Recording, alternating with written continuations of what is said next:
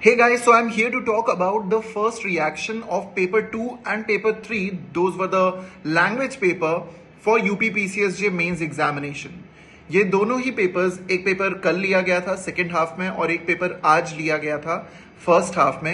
And in दोनों ही papers में students को बहुत ज़्यादा चैलेंजेस को फेस करने की ज़रूरत नहीं पड़ी। They were on an easy to moderate side, क्योंकि इसमें जो टाइप ऑफ एसेज आए थे वो जेनेरिक थे। स्पेशली हम एक एक करके अगर बात करें पेपर 2 की, सबसे पहले इंग्लिश लैंग्वेज के पेपर की बात करें तो जो ऐसे के टॉपिक्स थे जैसे कंजर्वेशन ऑफ नेचर हो गया या social equality and other such equality, and उसका जो ग्लोबल एस्पेक्ट पूछा गया था, योगा प्रैक्टिसेस के बारे में पूछा गया था ऐसे राइटिंग में, that were the area which were actually easier for the students in comparison to any other form of questions that could have been asked. Specifically अगर बात करें तो स्टूडेंट्स के लिए ज़्यादा इजी रहा होगा ऐसे का क्वेश्चन नंबर 2 अटेम्प्ट करना इंग्लिश के पेपर में। एंड उसके बाद जब हम बात करते हैं हिंदी की, तो हिंदी में बच्चों से शिक्षा नीति, जो नई शिक्षा नीति है, राष्ट्रीय शिक्षा नीति 2020 की, उससे रिलेटेड ऐसे राइटिंग आई थी। और साथ साथ में साहित्य और विज्ञान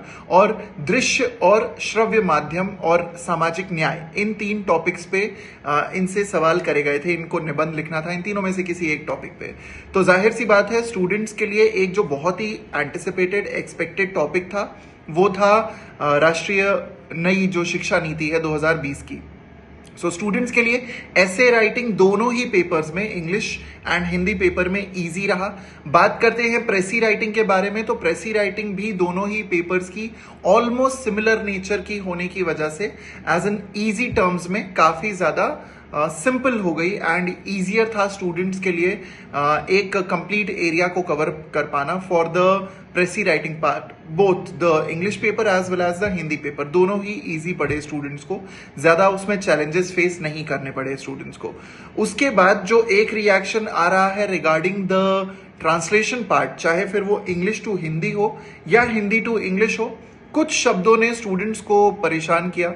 जैसे तुरंत स्टूडेंट्स क्लिक नहीं कर पा रहे थे कि ईविल जो एक शब्द है, सोशल ईविल, उसका क्या मतलब होगा, या क्वैगमायर शब्द का क्या मतलब होगा।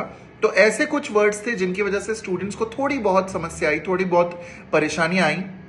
लेकिन उसके अलावा अगर हम देखें तो ये पेपर काफी ज्यादा ईजियर साइड पे था स्टूडेंट्स के लिए। ये एक स्कोरिंग एरिया रहेगा, क्योंकि पेपर 2 एंड पेपर 3 जो हैं, इसके बाद जो पेपर 1, 2 एंड 3 लॉ के होंगे, दैट इज पेपर 4, 5 एंड 6, जो कि एक अभी चल रहा होगा, एक कल फर्स्ट हाफ में और एक कल सेकेंड हाफ में कंडक्ट होगा।